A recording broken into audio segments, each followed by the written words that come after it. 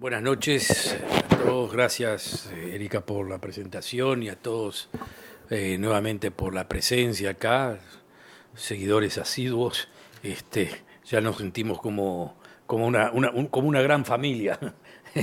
Este, eh, el tema de esta conferencia, parece mentira, pero el tema de esta conferencia y el de la próxima están ligados, aunque son completamente diferentes, porque uno tiene que ver la de mañana, tiene que ver con Siria, ¿no? Como decir, bueno, que Siria que tiene que ver con lo que vamos a hablar ahora, pero hay un ligazón, porque decir lo que está pasando hoy en Siria, o sea, por decir en Siria e Irak, tiene mucho que ver con lo que pasa hoy en día en Europa. Y lo que pasa hoy en día en Europa tiene mucho que ver con las reacciones que tiene en Europa, no solamente al conflicto que hay en el Medio Oriente, sino que tiene que ver con una mirada a Europa bajo su propio espejo. ¿Eh? Lo que está pasando en Siria es una crisis humanitaria y un parte de la crisis humanitaria, los derivados de la crisis humanitaria, los recibe fundamentalmente el continente europeo, si lo queremos llamar así, más prácticamente los tiene que, les cae básicamente sobre las cabezas de los alemanes. ¿Eh? Toda Europa, pero los alemanes muy especialmente. Y lo que ha creado es un debate que ha acentuado, ¿eh? Muchos de los conceptos que se manejaban antes, pero que hoy en día están ahí digo, a flor y nata de la mesa pública, y que se van agrandando en derivados que van más allá de la cuestión de la inmigración, de los refugiados, en fin, etcétera, etcétera, que se van agrandando en cada uno de los debates que tienen que ver con el destino y el futuro de Europa como continente unido, como continente separado, como continente marcado por, digamos, un espíritu, si lo quieres llamar alemán, o marcado por un espíritu europeísta no alemán. Todos esos detalles, todos esos debates tienen mucho que ver, es decir, no es que tienen que ver con Siria, pero Siria los acentuó. ¿Eh? Entonces uno pregunta, bueno, y al final de cuentas, bueno, Siria, Siria, Siria, ¿qué tiene que ver, qué tenemos que ver nosotros los judíos o qué tiene que ver Israel con el asunto? Bueno, no, Israel no tiene mucho que ver en este asunto, pero está ahí. Si está, siempre la imagen de Israel está dando vuelta por ahí. No, no, si no la tienen acá, la tienen acá. ¿Eh? Y el judío, judío solo, judío israelí, judío sionista, judío no sionista, pero el judío siempre para los europeos es un reflejo de la propia forma de identidad, y si lo quieren llamar así, un reflejo de los problemas que tienen los europeos consigo mismos, ¿no?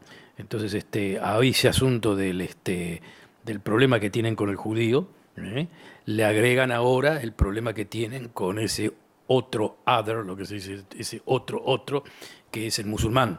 Y el musulmán lo tienen en estos momentos, para no hablarlo claramente, o sea, los europeos lo tienen en la garganta, no saben cómo reaccionar, no saben de qué forma manifestarse frente a una inmigración que es una inmigración de carácter musulmán. Es lo que se podría llamar el otro ultimativo. Así como fue el judío el otro ultimativo a principios del siglo pasado, este es el otro ultimativo en fines del siglo XX, principio del siglo XXI. Es un otro que no saben definitivamente cómo reaccionar frente a él. Y entonces cabe una pregunta que ustedes como judíos en el exterior, o sea, judíos uruguayos, pues el judío argentino, lo que sea, se preguntan constantemente, aunque no tengan que vivir el problema que está viviendo un judío francés, un judío inglés, un judío alemán o un judío holandés. ¿Eh?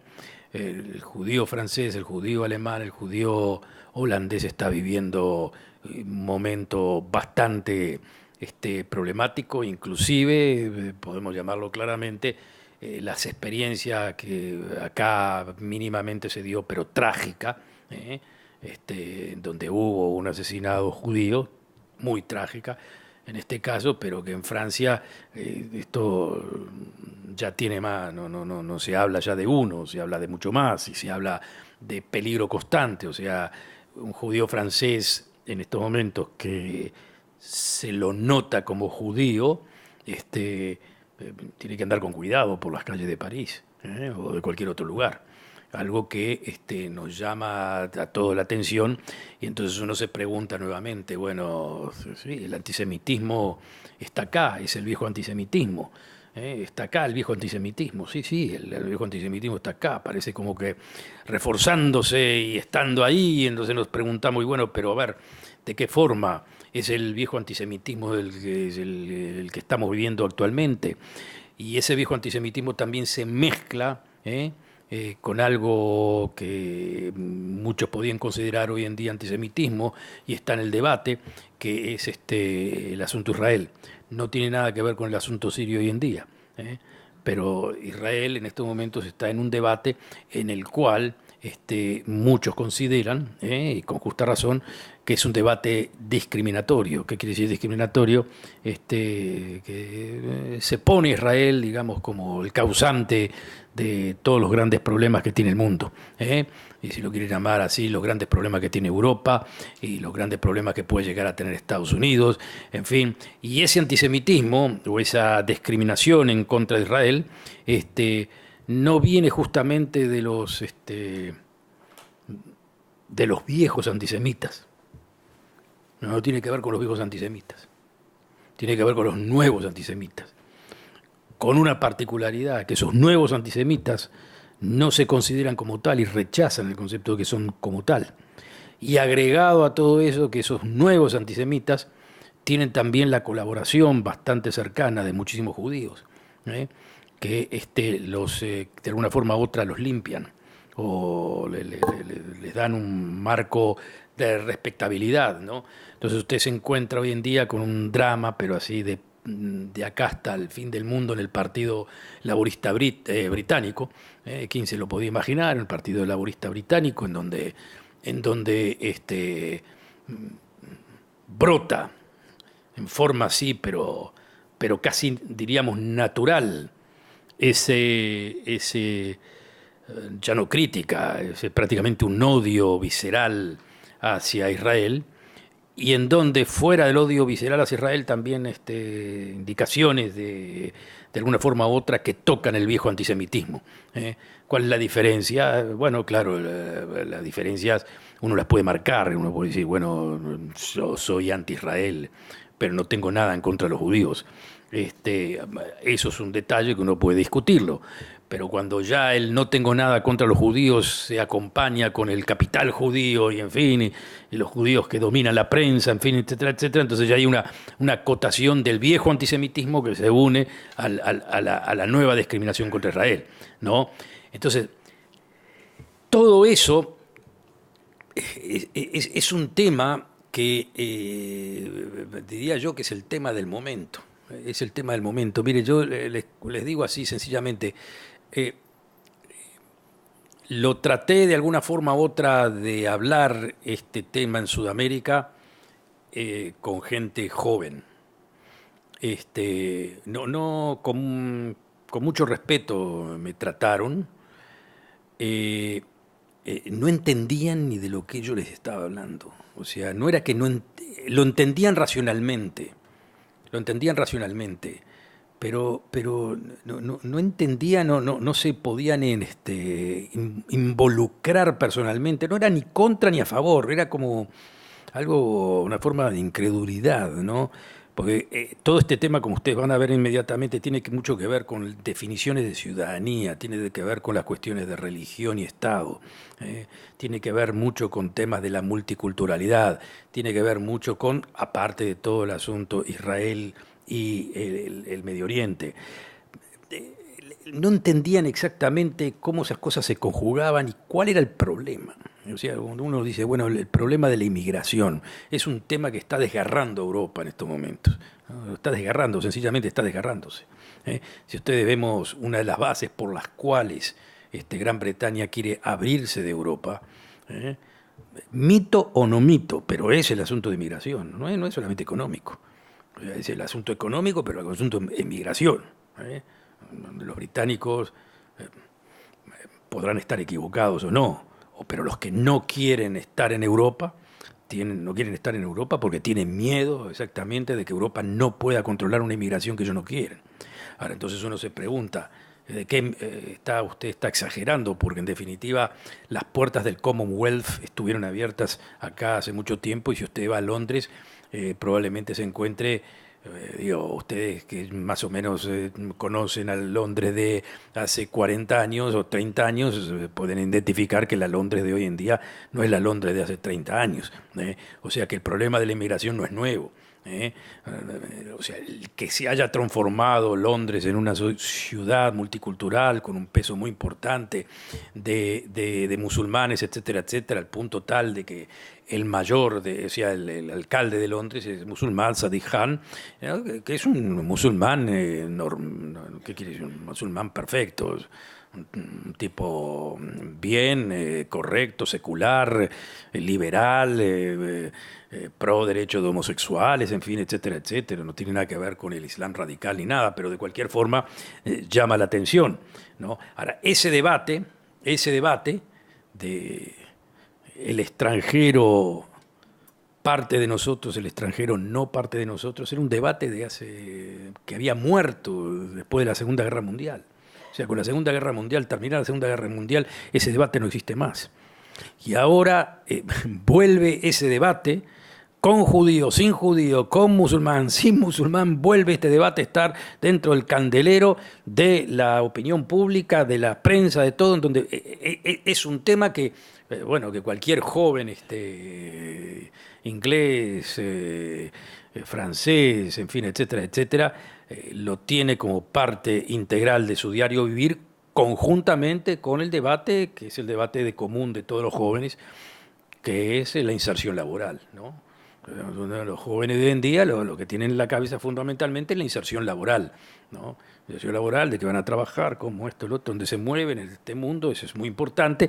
Agregado a todo eso está el asunto de esa identidad. Cuando yo les cuento justamente que hablaba con jóvenes de acá, me miraban incrédulamente, entendían el problema, como ya les digo, entendían el problema, pero era como, estos están out of mind, como se dice, como diciendo, no sé lo que les pasa. O sea, acá sí, bueno, sí hubo inmigración, claro, hubo inmigración. ¿Qué pasó con los inmigrantes acá en este país? Son todos nacionales ya, parte de la estructura nacional. ¿Cuál es el problema? ¿Puede haber un problema diferente? O sea, no puede haber un problema diferente. Migrantes vienen, se acomodan, después la segunda, tercera generación es uruguaya o argentina o brasilera o lo que sea y se terminó el debate. Y así es, entonces así fue y así es, y entonces ¿cuál es el problema? ¿Cómo se ajusta la inmigración? Esta nueva inmigración, ¿qué características tiene? ¿No? Entonces uno piensa justamente en el judío, claro, nosotros el judío, claro, que venían de Europa, que venían de todos lugares y se acomodaron en todos los lugares y pasaron a ser lo que somos nosotros, ¿no? Una diáspora judía que vive en este país, que se identifica como judía, como uruguaya, como sionista, que básicamente, bueno, no tiene problema. No quiere decir de que no hayan elementos antisemitas, ¿no? Pero que básicamente como eso no tiene ningún problema, es una generación de gente que se acomodó, que es parte integral del país y se terminó el asunto. Entonces ahí, claro, obviamente surge la pregunta, pero sí, pero el antisemitismo siempre existió de alguna forma u otra, ¿no? Puede existir acá, puede existir en Argentina, puede existir en Francia, el viejo antisemitismo. ¿Qué quería decir el viejo antisemitismo? El viejo antisemitismo que no le gustaba el judío, ¿no? Entonces las historias de ese por qué no le gustaba el judío irracional, obviamente que nosotros la conocemos de memoria, ¿no? Nosotros nos tienen que explicar el asunto por qué nos odiaban, si nos odiaban en un principio, en la Edad Media, por cuestiones de religión, luego se transformó ese asunto de religión en un problema social, como problema social, el judío pasó a ser esa cabeza de turco social, Y obviamente en el siglo XIX todo el mundo escribía sobre eso, ¿no? Hasta judíos como el viejo Marx intentó dilucidar y darle una explicación al odio irracional al judío. Lo que escribió Marx era inclusive algo que se podía interpretar como antisemita también. Él no lo entendía como antisemita, pero él como que entendía de que, quiéranlo o no, hay un problema con el judío y vamos a tratar de ver por qué hay un problema con el judío y cómo se resuelve ese problema con el judío. Entonces, Marx debatía justamente con otros colegas de él que eran hegelianos, que habían también estudiado y aprendido de la filosofía de su maestro, que era el filósofo alemán Hegel. Y habían la discusión que tenían era fundamentalmente cuando esta gente les decía, estos hegelianos, amigos de Marx o compañeros, les decían, bueno, que con la democracia el problema judío se diluía, ¿no? La democracia iba a transformar el asunto judío en no problema. Decía que el problema del antisemitismo era un problema religioso, reaccionario, los católicos, en fin, etcétera, etcétera, etcétera. Esos tenían problemas, pero con una democracia moderna, en fin, etcétera, liberal, el problema del judío se terminaba, ¿eh? A lo que Marx les contestaba, me da la impresión que están errados. No se va a terminar. Porque el problema judío, decía Marx, es un problema económico. Es el papel que juega el judío en el marco de producción, ¿no? En el marco de producción capitalista. Entonces Marx le decía, al contrario, cuando vaya a haber democracia va a haber más antisemitismo. ¿Eh? Y la única solución para los judíos, en ese momento todavía no había sionismo político, ¿no? La única solución va a ser la sociedad, ¿cómo es que se dice?, desclasada, ¿no? El fin de la sociedad de clases. Cuando se termine la cuestión cuando no haya plata de por medio, ahí el judío va a estar bien igual que todo, porque todo el mundo va a ser un proceso de evolución, ¿no? Pero mientras no, olvídense, donde haya democracia, donde haya liberalismo, los judíos van a elegir vivir entre ellos, eso va a crear más bronca, van a seguir en el proceso de estar como mediación en la parte económica, ¿no? Que eso crea más problemas porque eso es el capitalismo. Y Marx, con judío o no judío, entendía que el capitalismo iba a reventar justamente porque ese proceso de transacción, esa burguesía que nace con el proceso de transacción, a la larga crea la revuelta de clases que iba a terminar con el asunto. Utópico o no utópico, el tipo pensaba de que, bueno, esto sí, claro, después fue acusado como que... Pero, al interpretar al judío de esa forma, vos le estás dando pie, digamos, a otros que también pensaban lo mismo, pero que no querían o no creían de que iba a haber una lucha de clases en donde se iba a terminar el asunto. Es decir, también había otros que decían, no, este tipo tiene razón. El judío es un problema. ¿Por qué el judío es un problema? Y porque el judío está en la transacción. Es el que tiene la plata, digamos, es el banquero, ¿no? Es la definición del banquero, claro que, pero hay otros banqueros. No, pero el judío la profesión del judío es banquero por excelencia. Pero ahí le agregamos algo más.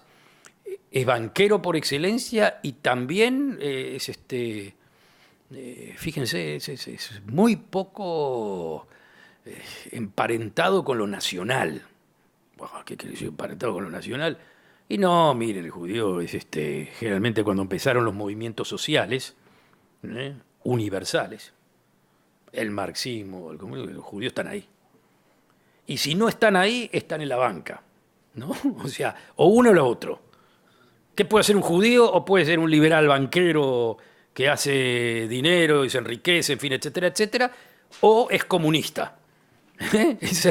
Yo se los pongo así digo, un poco simplificado es más complicado que esto, pero se lo pongo en forma simplificada para entender el asunto, ¿no? Entonces ahí, siendo el judío eso, los que pensaban, escritores o gente así nacionalista que querían la nación, sea Francia, Inglaterra, Alemania, la que sea, veían al judío como algo que era contrario al verdadero sentido de la nación, porque la intermediación rompe la nación. Es como diciendo, vienen estos liberales hacen plata, crean conflicto de clase, ¿no? O sea, creen lo que dice Marx, es un conflicto de clase, y después vienen los comunistas y tiran abajo todo. O sea, que los liberales crean a los comunistas, y los liberales son judíos y los comunistas son judíos. O sea, están los dos. Los judíos están en las dos cosas, en crear el problema y en destruir todo, ¿no? Es sintomático de todos los judíos. Bueno, entonces decían, pero eso es lo peor que hay. Entonces el judaísmo ya era como que se dice, ya lo apuntaban ahí, digamos, dentro de las tendencias populistas, nacionalistas de fines del siglo XIX, ya el judío aparecía como un problema. El judío aparecía como un problema. Y el judío servía también para atacar al sistema político que le permitió estar ahí. Y eso Marx lo entendía muy bien. Es decir, los que eran enemigos de la democracia, los que eran enemigos del liberalismo, los que eran enemigos del proyecto de integración, odiaban al proyecto ese de la misma forma que odiaban al judío. Es decir, creo que odiaban más al proyecto que al judío. Era como decir, odio a la democracia, odio al liberalismo, odio al nuevo mundo que se ha creado. ¿Y por qué lo odio? Porque todo eso crea globalización, crea mentalidad que rompe el cuerpo nacional. Todo eso, estoy en contra de todo eso, definitivamente estoy en contra del judío. Esos crearon al judío y el judío los creó a ellos. Era como que el judío y la democracia iban de la mano, ¿no? El judío y la democracia iban de la mano. El judío y el iluminismo iban de la mano. Ahora ustedes piensan entonces lo siguiente, bueno, pero entonces los liberales eran muy projudíos. No, tampoco, los liberales no eran projudíos, para nada. Inclusive se podían llamar liberales bastante antisemitas desde otra perspectiva. ¿Qué quería decir desde otra perspectiva? Los liberales creían que con el liberalismo y con la democracia, el judío deja de ser judío. Punto.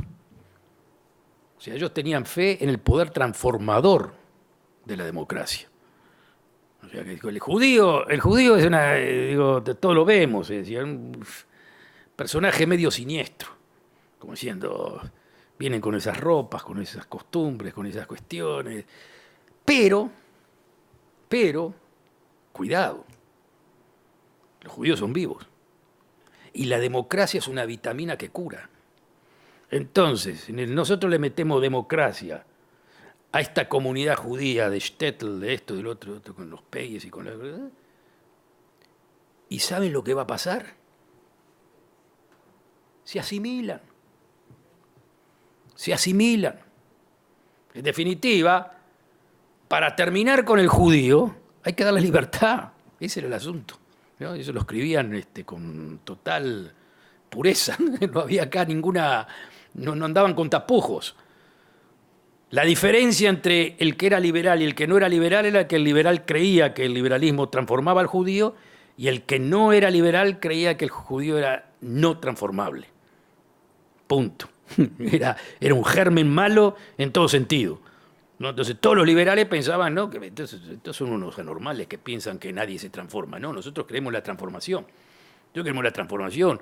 Entonces, claro, hay todo un espíritu que si viene una persona de color de África a Francia, bueno, el que es liberal piensa, muy bien, viene a Francia, se va a hacer francés, porque todo el mundo puede ser francés, y como yo no soy racista, no creo de que ninguna persona de color no pueda hacer lo mismo que puede hacer una persona blanca. De la misma forma, creo de la misma forma sobre el judío. El judío puede ser lo mismo que cualquier francés, o que cualquier inglés, o que cualquier alemán, si lo dejan, y se acabó. Tomando como concepto que el judío va a querer eso.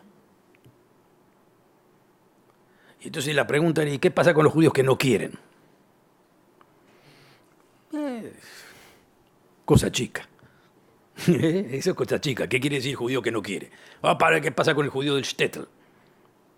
Bueno, los shtetl estaban, generalmente los shtetl quedaron en Europa Oriental, donde no estaba el proceso democrático, pero donde había democracia, y si no había democracia, había modernidad, como en Alemania.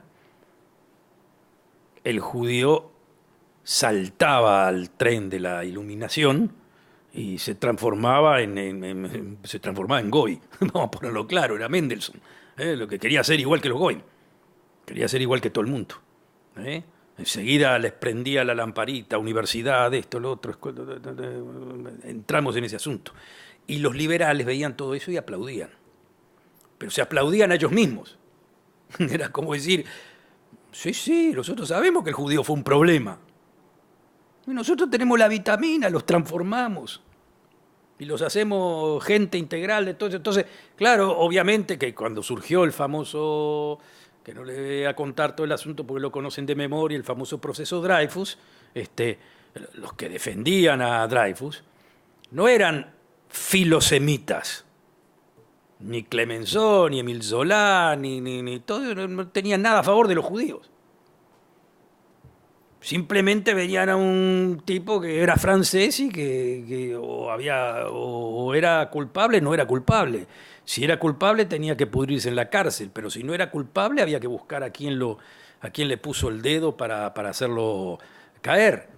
Y no importa, acá no importa qué pase con el Estado francés, lo que importaba era si es verdad o no es verdad, punto. Pero ninguno de ellos era filosemita, ni ninguno pensaba en Dreyfus como judío. Pensaban en Dreyfus solamente como un francés más. Como un francés más que fue culpado de algo que, al contrario, que ellos veían, pero por favor, ¿dónde está el judío? Yo no veo ni con ningún judío, yo veo con un francés normal que lo acusa. Lo acusaron los antisemitas. Esa es la enfermedad. La enfermedad son estos otros de acá que tienen un problema consigo mismo y que le pusieron al Dreyfus el concepto de que por ser judío es traidor y entonces eso bla, bla, bla, bla, crea todo este asunto. No, nosotros no aceptamos eso de ninguna forma. ¿Por qué lo menciono eso? Porque esto es algo que está volviendo al tapete hoy en día, se los voy a explicar cómo. Pero lo que la República Francesa y el liberalismo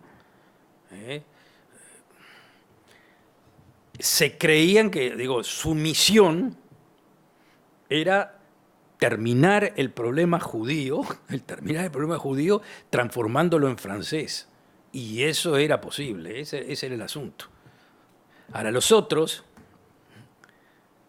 los que odiaban a la República Francesa precisamente por haber hecho eso. ¿No? Entonces usted dice, ¿y entonces qué?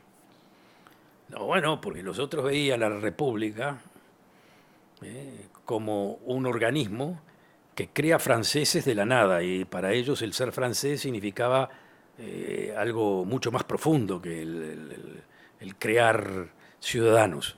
Ser francés significa 500 años, 600 años de historia, tener a la gente enterrada con una cruz al lado de la casa, o sea, todas las generaciones. Ese es el francés puro. Y el judío no es un francés puro. Para ser francés puro no tiene que estar ligado al catolicismo. Porque el catolicismo, el catolicismo es la bandera, es la columna vertebral. Pero toda la revolución había sido en contra del catolicismo. O sea, toda la revolución había sido en contra de la religión, diciendo, párenla con ese asunto. Y en Francia fue muy radical, no como en otros lugares. Pero en Francia fue muy radical. Francia es un modelo sui generis, no es tanto el modelo de los otros países, en Suecia, en los países dinamarqueses y eso el otro, en donde la iglesia luterana se seculariza. Entonces hay como una iglesia nacional, pero es una iglesia secular. O en Gran Bretaña, donde hay división de Estado y religión, pero el país es de la iglesia anglicana. O sea, hay libertad de religión, pero es anglicano el país, ¿no? Todavía está la cruz y cuestiones, la bandera de Inglaterra, eso, ¿no? Es decir, hay como una cultura cristiana. Esa es la república cristiana, que se transforman en seculares. En Francia no, en Francia es un corte así, a- un corte de tijera y de golpe de puño contra la religión. Ese es un problema que tienen los franceses hasta ahora. ¿Eh? Entonces, claro, ¿qué pasaba con el judío francés? Le encantaba eso. Les encantaba. Entraban en esa variante y querían ser franceses como todo estos fenómenos. Y obviamente que para no definir una cosa así, extrapolarla de cuestiones, quedaban algunos que quedaban, que querían ser religiosos, en fin, etcétera, no se metían con esa gente. Los que eran shtetl y cuestiones así eran muy pocos y había algo muy importante con los judíos shtetl en Europa occidental, mucho más que en Polonia, ¿eh? No exigían nada, no exigían nada, no exigían del Estado ningún, como que se dice, ningún precio menor, nada. No me den, déjenme tranquilo y yo no me meto, no se metan. Y el Estado, como los veía como algo medio extrapolar, medio fuera de... no se metían. Miren qué diferencia del Estado polaco, ¿eh? Miren que en el Estado polaco era totalmente diferente. Miren que en el Estado polaco habían partidos políticos judíos, partidos políticos nacionales judíos que estaban en el Parlamento. Polonia era un país multicultural en esa época. Era un país antisemita, pero multicultural. Entonces tenían representación los judíos y diversos partidos políticos judíos. Lo judío era representado. En Francia no había representación judía. Nadie la quería. Eran franceses, ¿no? Hubo un intento de, bueno, ustedes recordarán de las viejas épocas del comunismo, el partido Bund, ¿no? Los Bund eran, ¿qué era el Bund? Eran definitivamente marxistas que querían colaborar con la revolución. Y, sí, sí, socialistas, pero querían colaborar con la revolución, querían estar. Y Lenin los pateó. ¿Qué quiere decir los pateó? Lo que le venían a pedir era cierta autonomía cultural, en fin, etc. Y el otro, Lenin, no entendía ni lo que le estaban hablando con eso.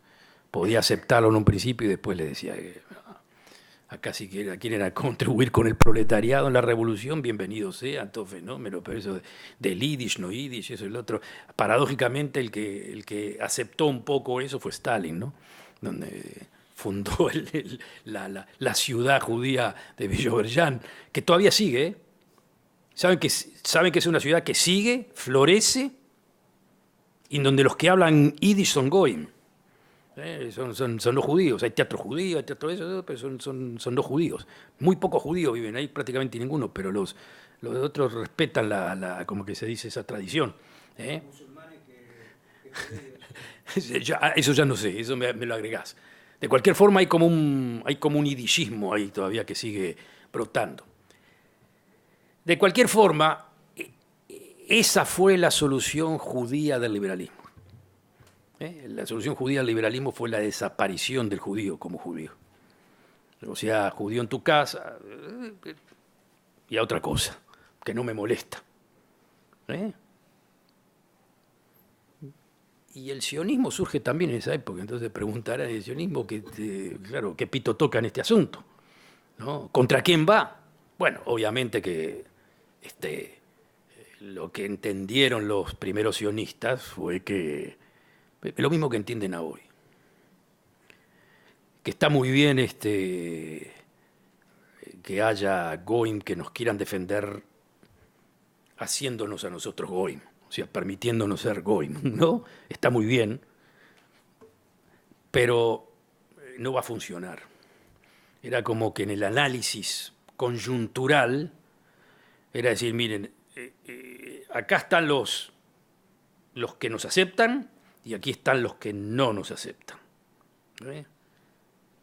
En ese juego, estos que no nos aceptan van a ganar. Estos que no nos aceptan van a ganar. Los otros que nos aceptan decían, no,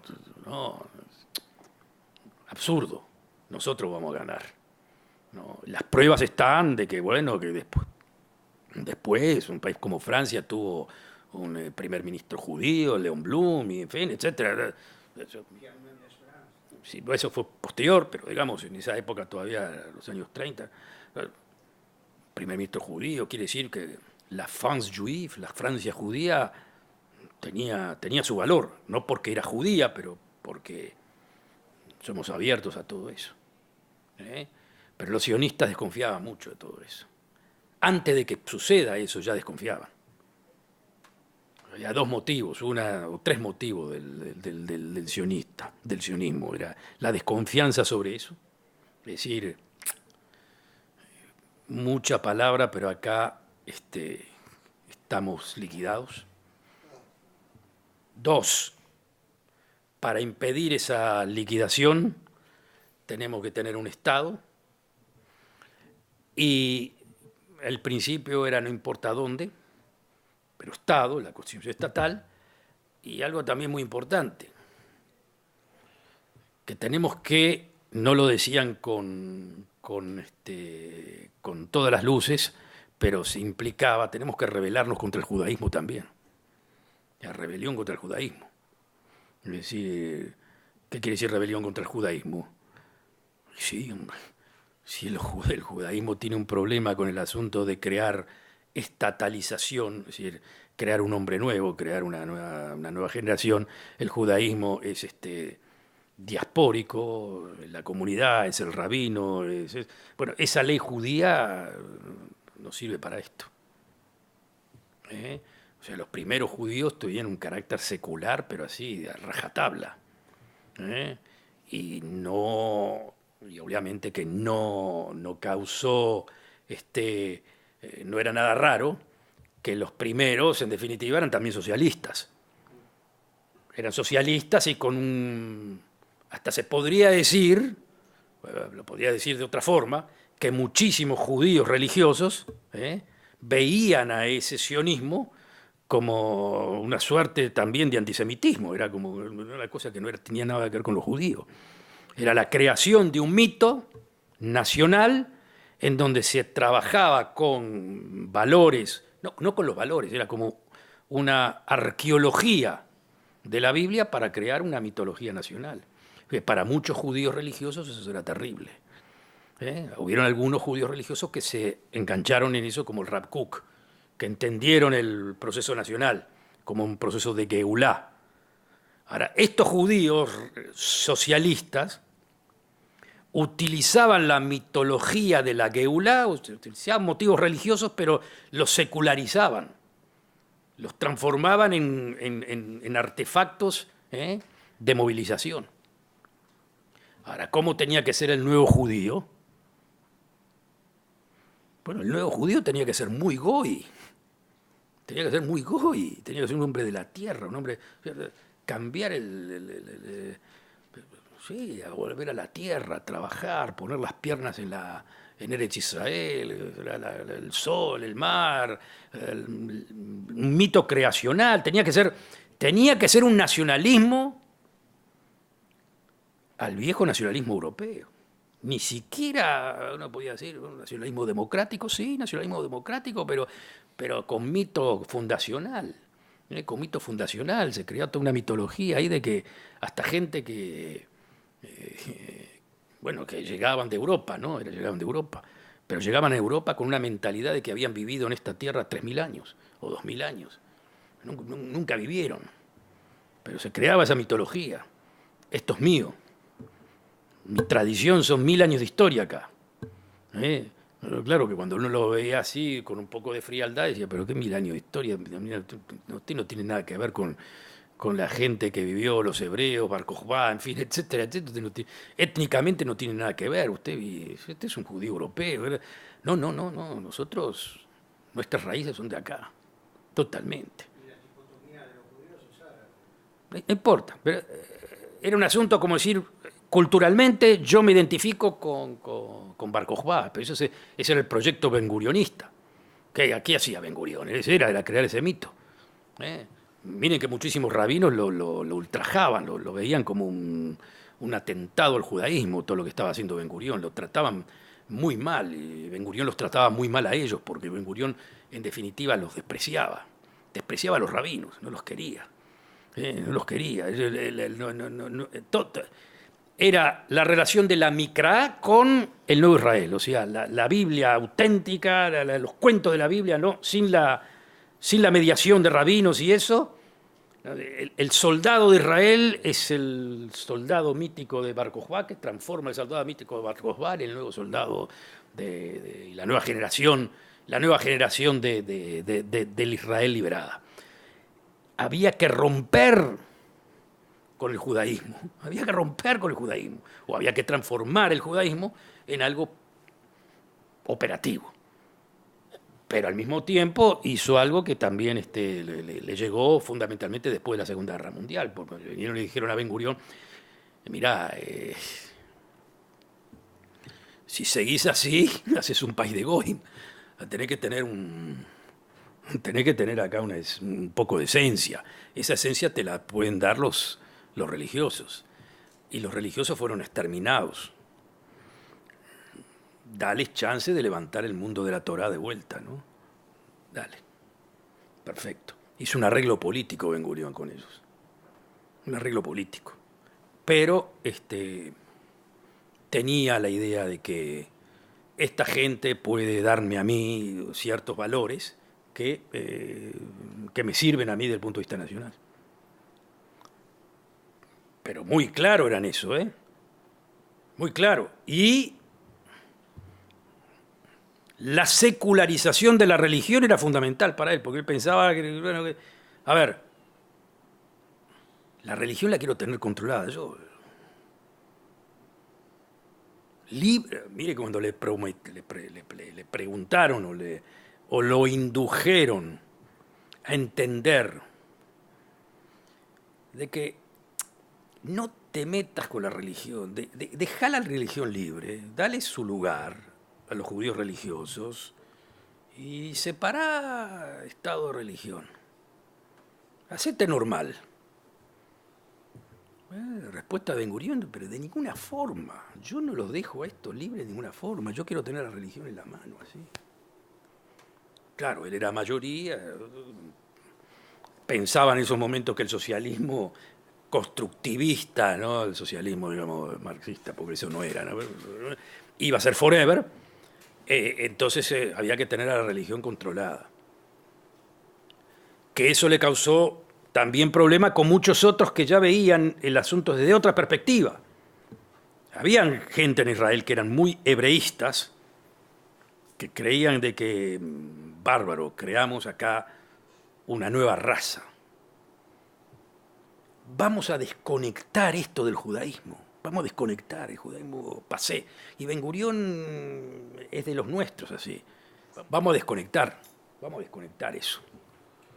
Y esos eran los cananitas, ¿eh? Los cananitas. Se llamaba desconectar. ¿No? ¿Quiénes son acá? Vamos a hacer algo normal. Las naciones, los que viven acá, judíos, árabes, en fin, etcétera, etcétera, creamos un hebreísmo y una nación nueva. Bárbaro. Pero Ben Gurión, no, yo no desconecto esto del judaísmo, de ninguna forma. Yo estoy conectado con los judíos. Lo único que yo les digo a los judíos cómo tienen que ser judíos, es decir, era una forma, si lo quieren llamar así, goizar a los judíos o transformar al judaísmo en una fuente de nacionalismo neto, donde prácticamente el nuevo rabino tenía que ser el comandante del ejército. Y claramente obviamente que no quería ni saber de rabinos que le intervengan en cómo definir las cosas. Entonces ustedes se preguntan, ¿y por qué el arreglo del Shabbat? El arreglo del Shabbat y todas esas cuestiones, que eran, y aquí vamos a lo que está pasando hoy, eran cuestiones que hoy tienen importancia y en ese momento no tenían importancia. Es decir, a ver, que se casen por jupá. ¿Y a mí qué me importa? Que se casen por jupá, que los case el rabino. Yo no me meto en eso. Si quieren eso, se los doy. Shabbat. Igual en el Shabbat no había nada en Israel, no había lo que... ¿Qué iban a hacer? Iban a ir al cine. No había cine, no había bar, no había música, no había esto, no había otro. Entonces, si en Shabbat no hacías nada, te podías seguir no haciendo nada. Y está bien, quieren el Shabbat, les doy el Shabbat. O sea, les doy el casamiento, les doy el Shabbat y con eso arreglamos. Y después ustedes me apoyan abiertamente en todas las cuestiones políticas serias. Y se formó esa relación del Partido Laborista, de asociación con los partidos religiosos, en donde ellos colaboraban con el Partido Laborista y el laborismo les dejaba ese campo con la promesa también de que haya un judaísmo, sí, un judaísmo de Beit Knesset y cuestión para ellos, y que con eso digo, me dan algunos valores que los necesito de cualquier forma. Pero nuevamente fíjense en eso, era el mismo proyecto. El liberal en Estados Unidos quería ver al judío así como ustedes. Este es el judío que les encanta. A ese momento liberal, ¿eh? Al francés le gustaba ver judíos exactamente como ustedes. Así. Y a Ben Gurión le gustaba ver judíos exactamente como ustedes, un poquito diferentes. ¿Sí? En vez de estar vestidos así de jaque con armas y trabajando la tierra, pero básicamente esa es la idea. Guerreros, digamos, guerreros.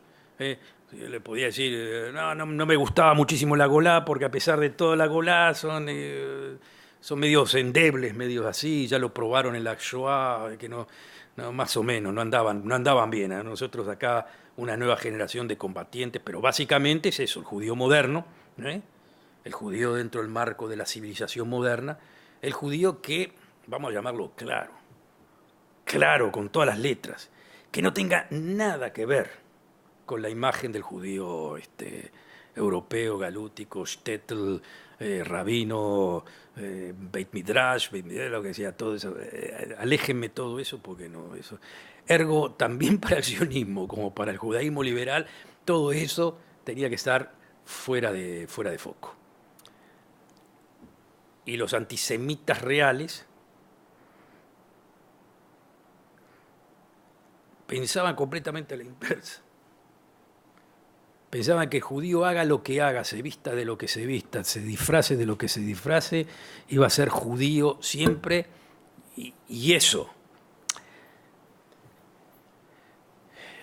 No metiéndome con Palestina, Israel y cuestiones porque no tenía nada que ver en esos momentos. Pero el judío inmerso dentro de la sociedad occidental es despreciable. Ese era el asunto. Me arruina. ¿Qué quiere decir? Mi sociedad, para ser una sociedad estable, tiene que ser una sociedad pura. Eso es lo que decían. Y el judío asimilado es lo peor que puede haber. El judío no asimilado, también. Pero por lo menos al no asimilado lo identifico. El asimilado, eso es lo peor que me puede pasar. Porque se ve como yo, actúa como yo, pero no tiene nada que ver conmigo.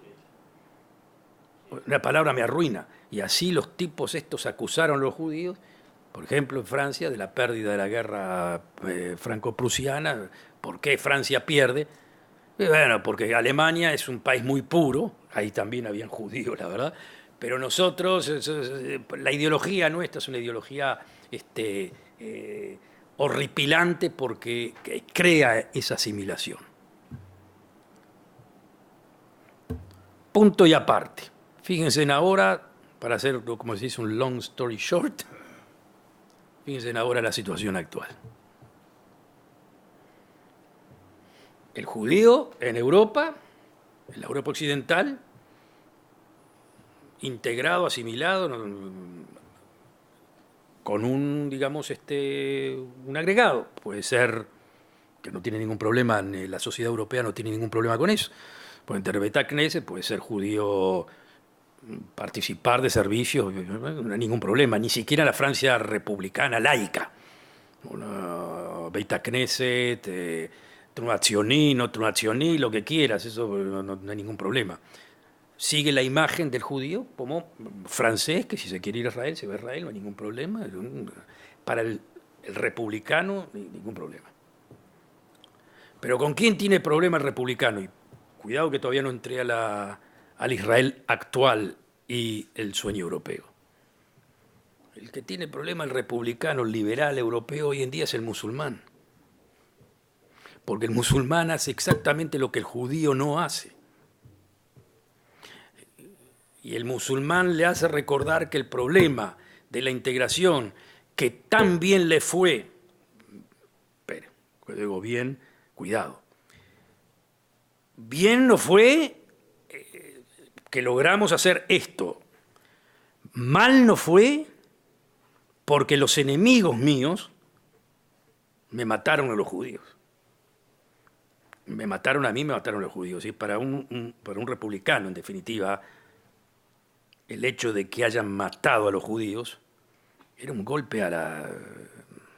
Es la misma mentalidad que tiene hoy Hollande, Manuel Valls, Cameron, Merkel, todos. ¿Cuál es esa mentalidad? Se la ven venir. Pero por favor no se vayan a los judíos. Europa de ustedes.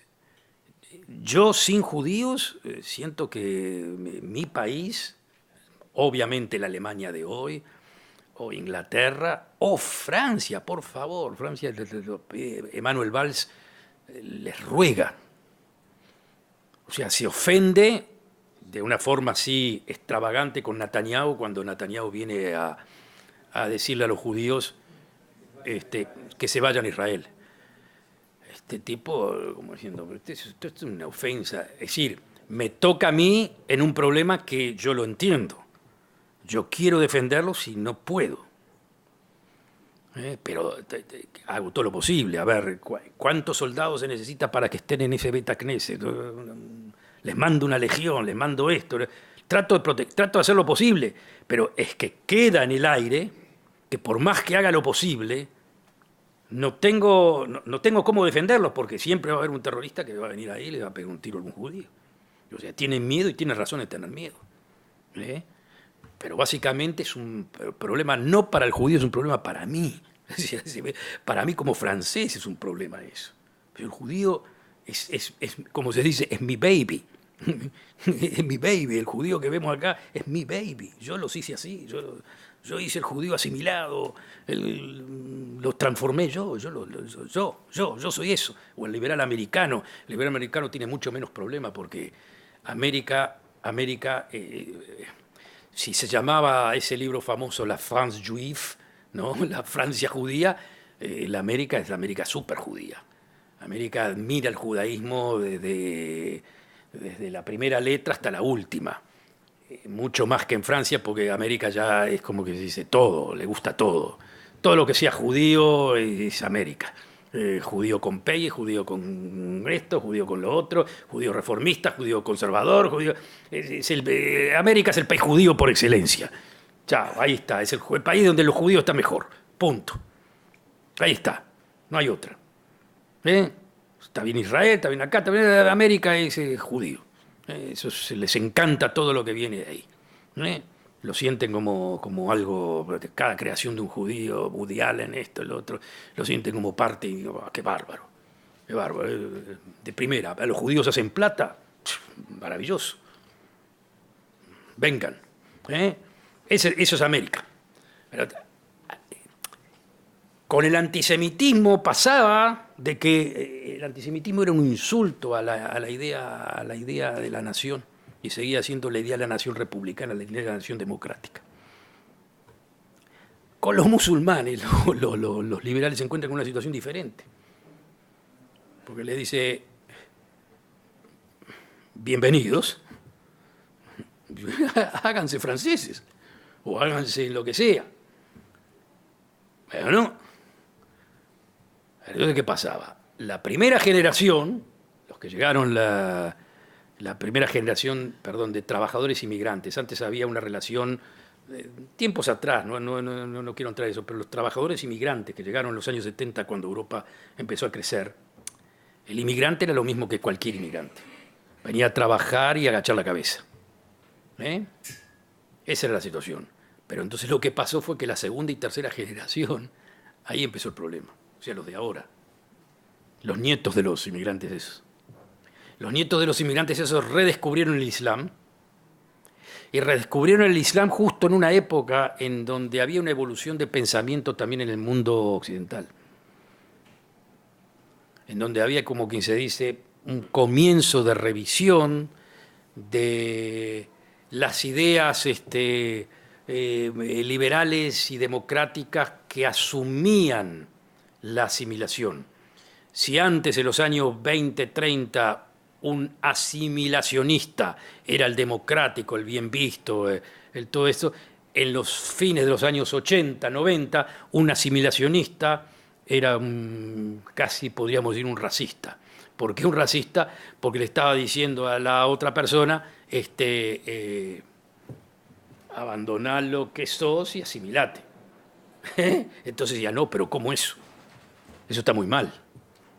Cada persona es lo que es. Hay que respetar la base cultural de cada persona, ¿no? Porque si uno le dice a la otra persona abandona tu base cultural, es un insulto a la persona, y al ser insultado a la persona no va a querer vivir en ese lugar como una persona normal. Eso empezó a desarrollarse en los años 80, 90 del siglo XX en Europa, Canadá, en los Estados Unidos. Esa fue la nueva filosofía de la diversidad, del multiculturalismo, que ya no le decía a los newcomers, a los que vengan, abandonen lo que sean como nosotros, sino que vengan y sean como son. Y bueno, empezaron a ser como son.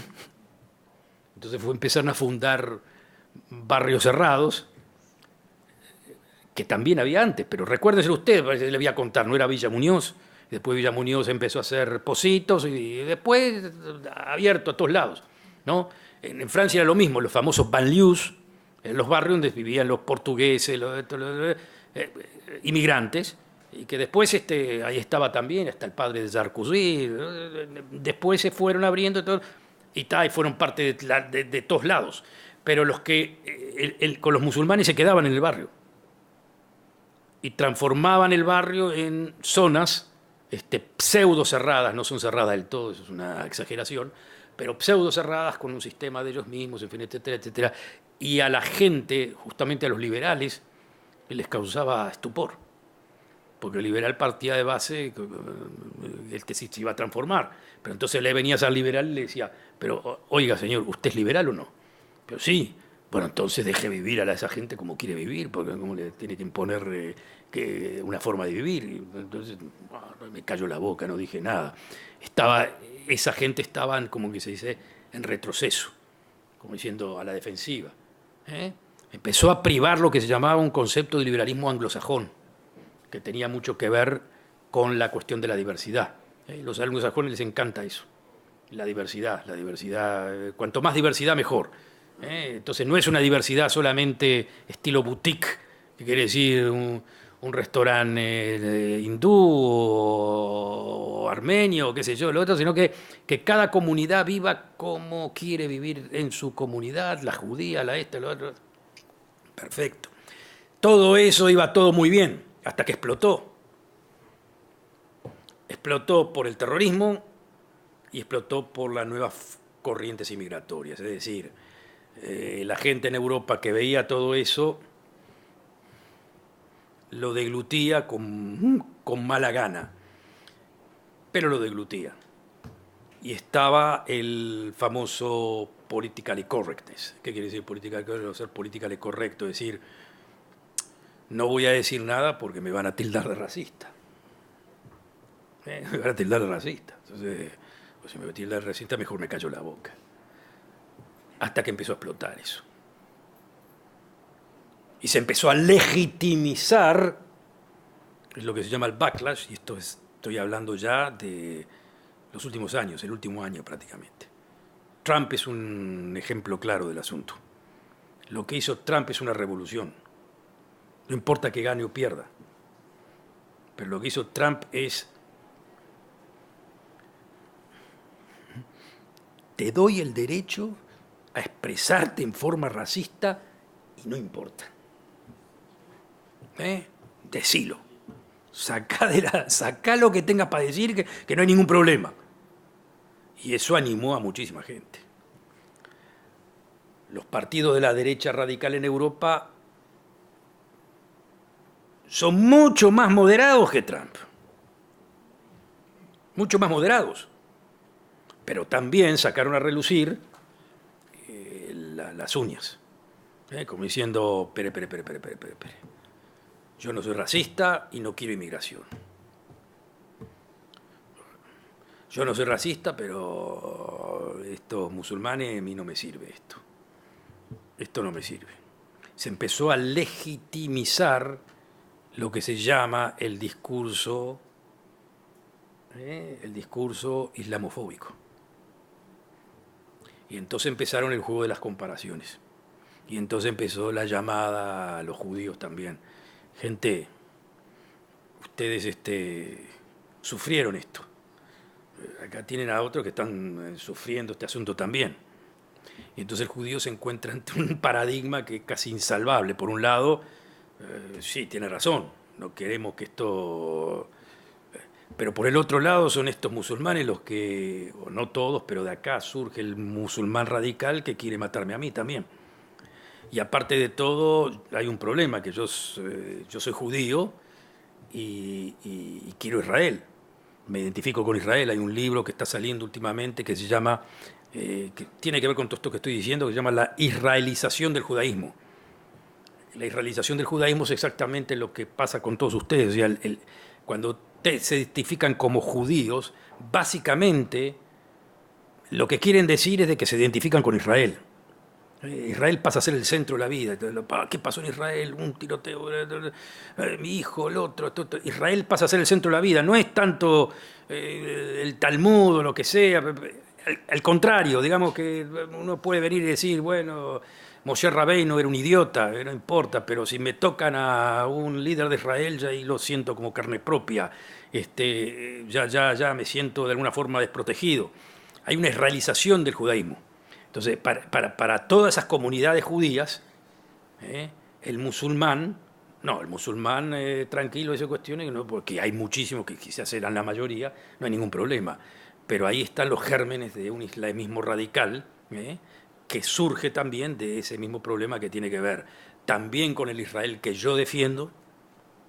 Es decir, yo defiendo un Israel y casi seguro que no solo un islamista, pero también un musulmán moderado, también un musulmán moderado, me va a guiñar el ojo, claro, seguimos siendo amigos y otros, pero me va a decir, ustedes están exagerando, ¿no? Entonces, inclusive el moderado ya me toca. Es decir, yo lo quiero defender en todo, pero yo ya lo veo con pesar, si es que soy muy pro-Israel, ¿no? Que es la gran mayoría de los judíos. Pero cuidado, ahí no termina todo el asunto, porque hay en cantidad de judíos que ahora se están manifestando de una forma muy clara contra Israel. Y generalmente tienen que ver con... Son judíos liberales que estudian en las grandes universidades. ¿Y cuál es el problema con ellos? Que van a ser élite mañana. Van a ser élite dominante. En número yo no les adjudico un gran número, pero están importantes y pueden llegar a tener, el mensaje de ellos puede llegar a expandirse. Primero porque legitimizan el ataque a Israel, y porque lo dicen de una forma muy tricky, como se dice, not in my name. Not in my name. O sea, ¿qué quieren decir? Si ustedes, los sionistas, quieren representar al pueblo judío, pues no. Yo soy judío, sigo siendo judío, y usted a mí no me representa, ¿no? Es como dándole vuelta al discurso sionista, ¿no? Y por supuesto, de todas formas, claro, estoy amigo con los musulmanes, soy parte del British Labour Party, que ya les digo que lo más cercano al antisemitismo posible es el British Labour Party, el Partido Laborista Británico. Una transformación radical. Miren que hace 2 años era el partido dirigido por un judío, por Ed Miliband. Y hoy en día se transformó. Hay judíos también dentro de esa transformación, pero militantes anti-israelíes, pero así en forma que ya es dramática. Pero, como ya les digo, hay muchos judíos que ya son parte de ese juego. Entonces, ¿qué es lo que pasa hoy en día? las comunidades judías quedan atrapadas, sobre todo comunidades judías en Europa y en Estados Unidos. Quedan atrapadas. Por un lado, generalmente, como ya les digo, son muy pro-Israel. Por el otro lado, no quieren ser discriminatorios contra cultura, religión o lo que sea de los otros, porque si se ponen demasiado pesados contra el Islam, se van a poner pesados contra mí también. Y ya se vieron casos así. Se vieron casos así. Es decir, en cantidad, por ejemplo, surge... A ver. Ahí está. Movimiento en contra del Brit Milá femenino. ¿No? Del Brit Milá femenino que lo hacen los musulmanes. Sí, sí, sí. O también del Brit Milá musulmán. Porque ellos no le hacen Brit Milá hacen los 13 años, como diciendo, no, espera un momentito, en mi país, en un país liberal, esto, el otro, yo no dejo de que un ciudadano mío le hagan ese acto a los 13 años. Obviamente que está totalmente prohibido hacer eso a mujeres, punto. Normal, legal, yo soy un liberal, soy perfecto. Ahora, ¿qué pasa con los judíos? Entonces, no, bueno, los judíos es diferente. Sí, no, es diferente, lo de los judíos es normal, es humano, esto, lo otro, hasta que empiezan los debates. Y entre ellos empieza la equiparación. Bueno, sí, no, la verdad que si se los vamos a prohibir a estos, no me queda más remedio que también prohibírselo a estos. En Estados Unidos nace Brit Milá cuando nace. Sí, bueno, no, está bien, en Estados Unidos no hay problema, pero lo que quiero decir es de que hay voces ya que ya empiezan a decir, ya empiezan a saltar sobre eso. La comida kasher. Todo un problema de la comida kasher en Europa, en Francia, no solamente en Francia, en Dinamarca y todo. No por la comida kasher, por la comida halal. Que es lo mismo. Es lo mismo. ¿Qué es lo que pasa? Al principio empiezan los grupos por el bienestar de los animales. Después, casos que, claro, ustedes lo ven así, son casos hasta risueños, uno puede preguntarse cómo es que están discutiendo esas cosas en la Europa de hoy en día, pero están discutiendo estas cosas en la Europa de hoy en día. Es decir, en las escuelas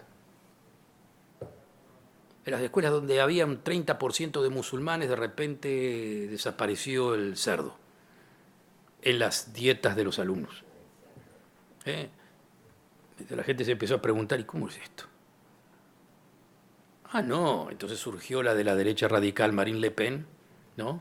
Es decir, en los condados en donde yo gane, en las escuelas, solamente cerdo. Y el que no quiere comer cerdo, que se traiga la comida a la casa. Claro que va dirigido contra los musulmanes, pero de paso cañazo va dirigido contra el judío.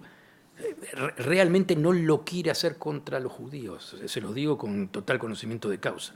El padre era antisemita.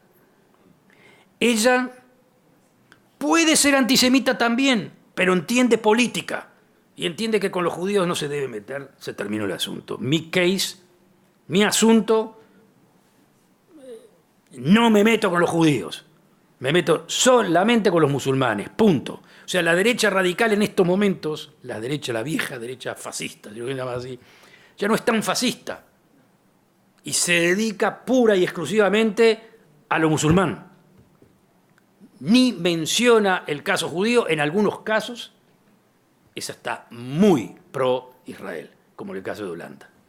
En Holanda ustedes tienen una derecha populista antimusulmana radical, de Geert Wilders, que es un amante de Israel, así, pero trecho y mocho, con los judíos y con Israel. Aparte, se asocia, que eso es también muy interesante, piensen ustedes, derecha, conservadorismo radical. Se asocia con los homosexuales, con las lesbianas, como diciendo, nosotros somos los verdaderos protectores del derecho de la mujer, del derecho de los lesbianos, del derecho de los homosexuales. ¿Por qué? Porque los que tienen problema con eso son los musulmanes. Toda religión tiene problema con eso, vamos a ser claros. Pero los musulmanes lo manifiestan más claramente. O sea, para los musulmanes la esfera pública no quieren tener homosexuales en la esfera pública.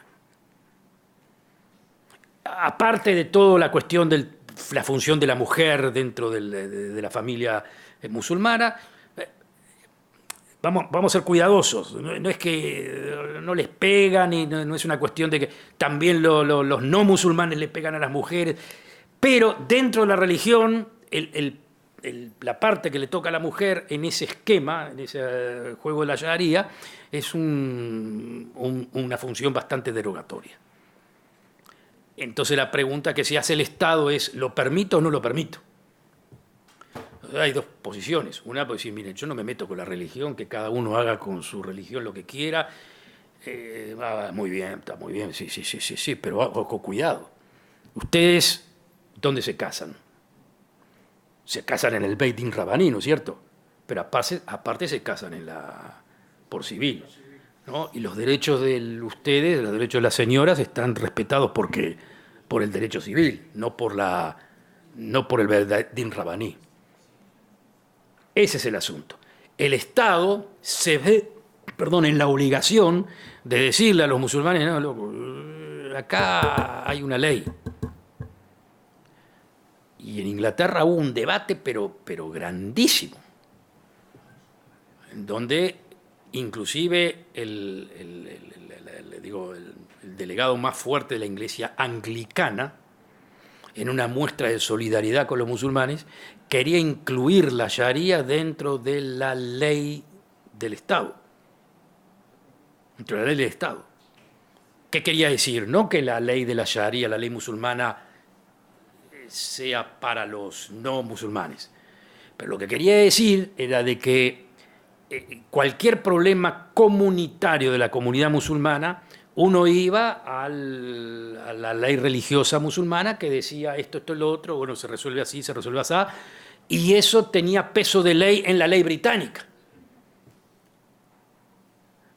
Cuando sintieron eso los seculares saltaron como de ninguna forma. Pero lo más interesante es que también se revelaron mujeres musulmanas. Porque es obvio. Pues las mujeres musulmanas no quieren que la ley que les determine su vida sea la ley del Islam. ¿No? Ahora es como todo. Una chica musulmana quiere casarse con un musulmán, así como una chica judía quiere casarse con un judío. Está perfecto. Si son judíos, entonces van, perfecto. Entonces dicen, bueno, no hay ningún problema. Nos casamos con la ley de la Sharia, pero ahí va. Pero aparte de eso, decían las chicas musulmanas, aparte de eso, yo quiero la ley británica.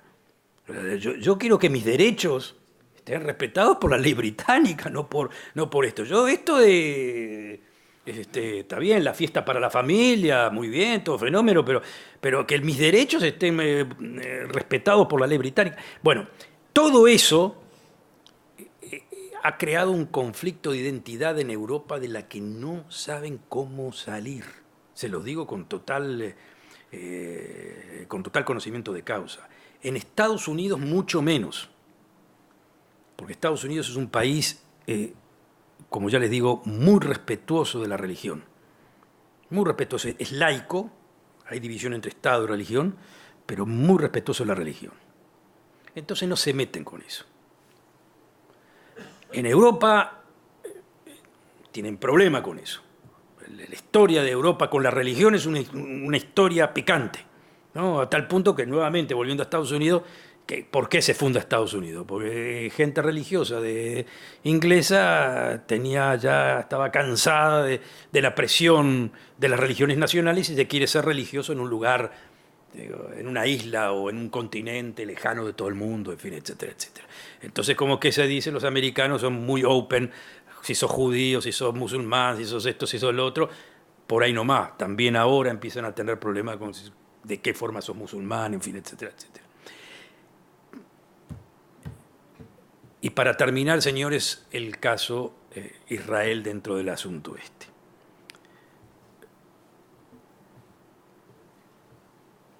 Los europeos tienen un problema interno con el other, que es el musulmán, punto. Ese es el problema central. Y aparte se pegan en la cabeza, así, diariamente, con este caso que tienen ahí, que es Israel. No saben Israel. No saben qué hacer con Israel. Así de sencillo. No saben lo que hacer con Israel. ¿Qué quiere decir no saben qué hacer con Israel?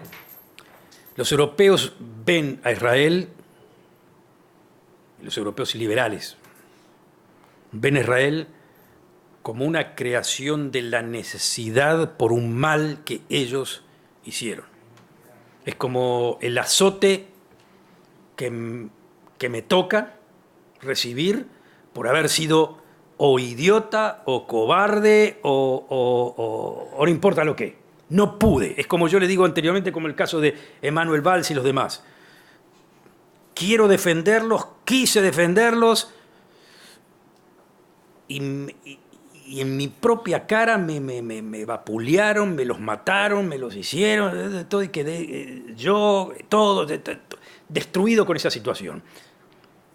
Yo como alemán, digamos, Angela Merkel, yo no le puedo decir a ningún judío no, punto.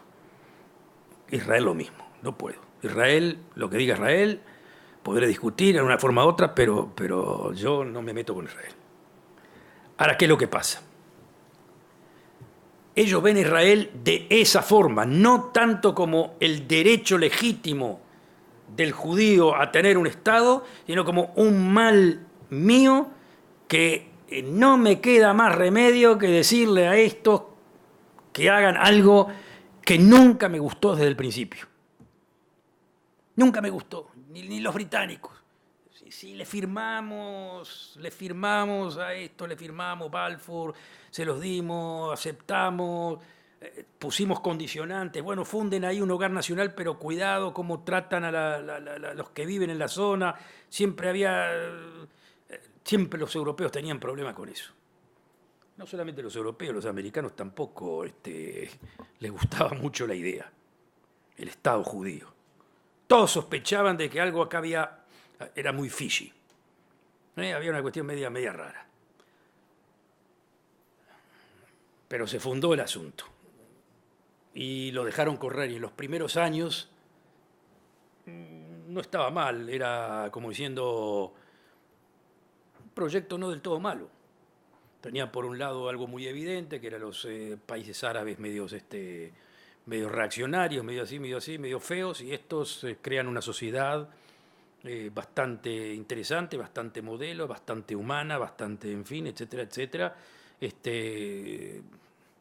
Bueno, y en el 67 inclusive nos llena de emoción, heroicos. Hasta ahí llegó el romance. Hasta ese punto, 67. En el 67 ya empezaron los peros. Y los peros se transformaron en peros más grandes. Pero hasta el 67 era el romance de Israel con liberales, socialistas, en fin, etcétera, etcétera. Después de ahí, después de ahí empezaron a preguntar qué hacemos con los territorios esos. Y cuando el asunto se fue prolongando, ya el asunto se fue transformando en problema. Entonces llegamos al momento actual, y para terminar y hacerlo la long story short, ahora tienen un triple problema.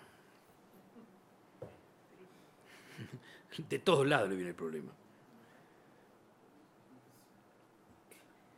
No hay líder europeo que soporte a ese carácter que se llama Netanyahu. Lo desprecian. El presidente de los Estados Unidos no lo puede ni ver. Lo oye y le viene como que le brota por todos lados. No lo quiere ni ver. No pueden ni ver a la derecha israelí.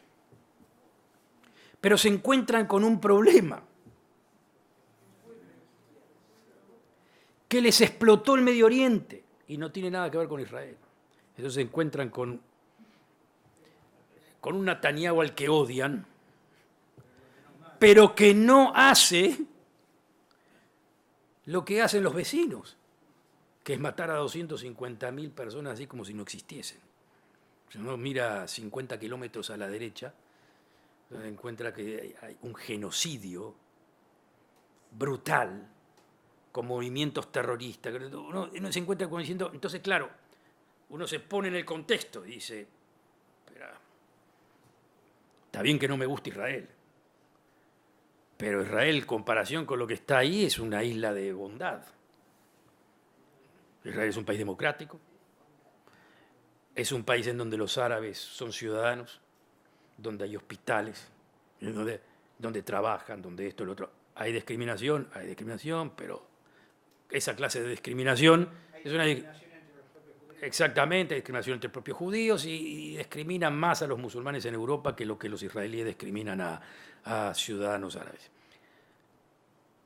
Israel está en ese medio juego, que por un lado es el juego de la colonización que los tipos desprecian, y por el otro lado no es el factor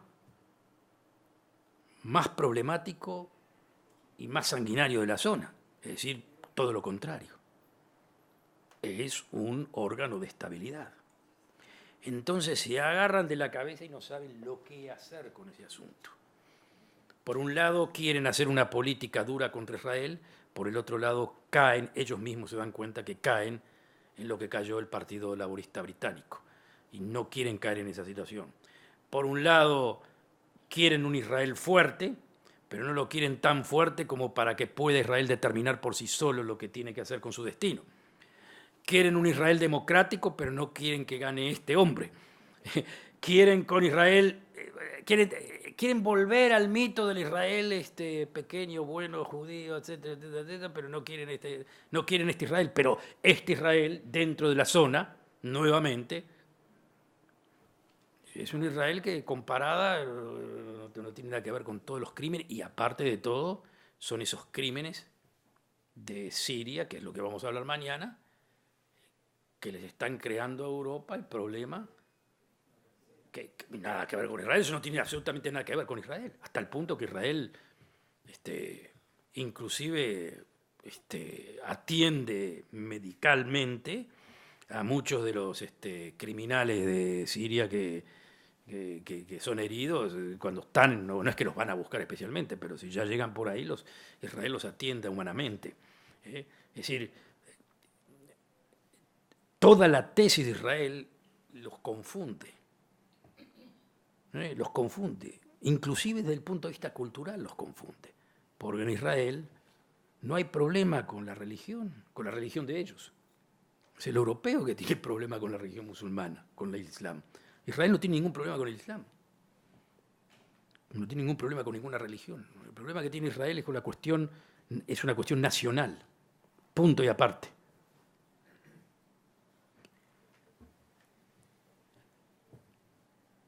Conclusión.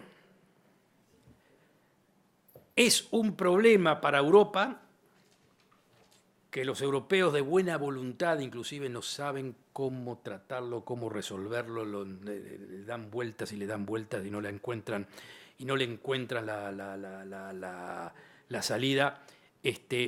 Muy probable los países no quieren apoyar el boicot, el boicot se les viene a ellos. ¿Eh?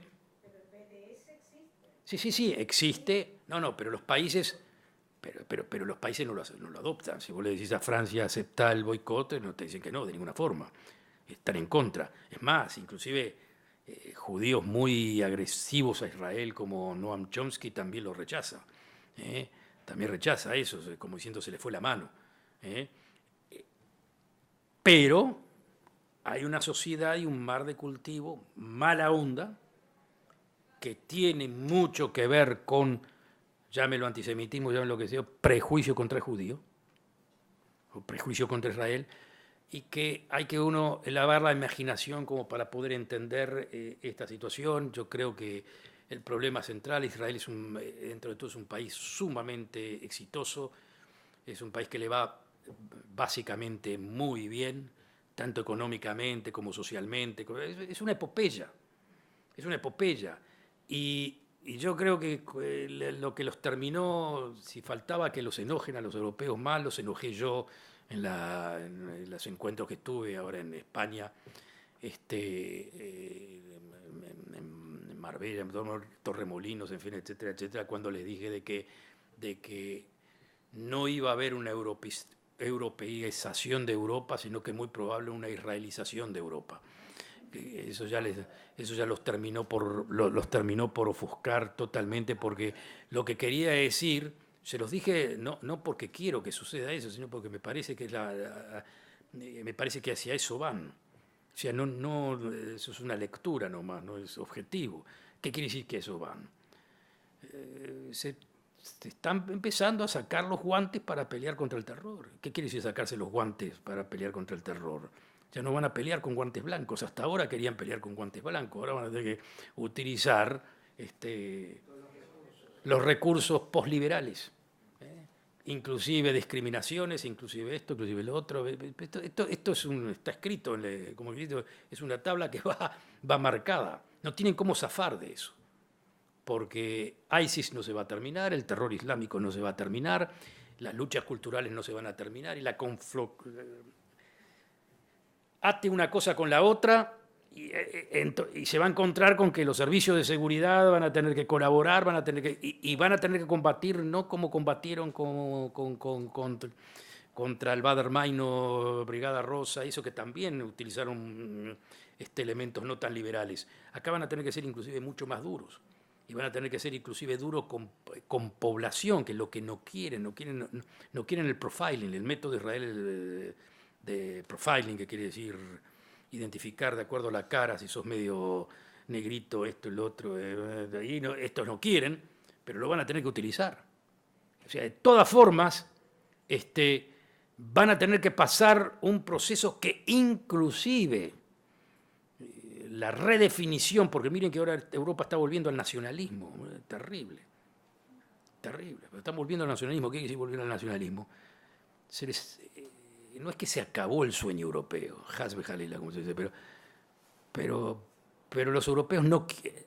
La gran masa de los europeos, o la gran mayoría en estos momentos, quiere menos Europa y más Francia, más Inglaterra, quiere más una democracia en donde yo pueda elegir a mis y tenga con quién hablar, y no con el delegado de Bruselas. ¿Se me entiende? Eso es lo que está pasando en Europa, aparte que se están acentuando también los nacionalismos regionales, como los catalanes, los vascos, los flemish. Si Britania se va de la Unión Europea, Escocia hacen otro referéndum y se va de Gran Bretaña. Todos los escoceses, ¿saben lo que es eso? Tremenda israelización, porque Israel es identidad nacional. Y los europeos pensaban que abandonaron eso, ya no la necesitan. Eso es algo que nos trajo mucho problema, pero ahora están volviendo la identidad nacional. La necesitan para identificarse fundamentalmente frente a ti, que tú sabes como minoría lo que sos. Y yo perdí como mayoría la idea de quién soy. Pensé que no sabía, que no es muy importante, ahora lo necesito. Es decir, los británicos entonces empiezan a hablar de Britishness. Britishness, ¿qué quiere decir Britishness? Los británicos, ni ellos saben lo que es. Pero no importa, hay que redefinirlo, hay que buscarlo, hay que decir, vamos a buscarle un contenido, no importa lo que sea, ya lo encuentran. Ya lo encuentran. Para los israelíes eso es fácil, para los vascos es bien fácil, para los catalanes es bien fácil. British no saben, para los ingleses es fácil, para los British ya no queda muy claro, pero hay que buscarlo. Se vuelve al juego de la identidad nacional con todos los peligros, los pros y los contras que tiene, pero se vuelve a lo que los israelíes entienden muy, muy bien, que les brota desde abajo. La identidad nacional firme, sé lo que soy, tengo diferencias con todo lo demás, pero esto es lo que soy. Bueno, no les quiero decir de que los enojé mucho.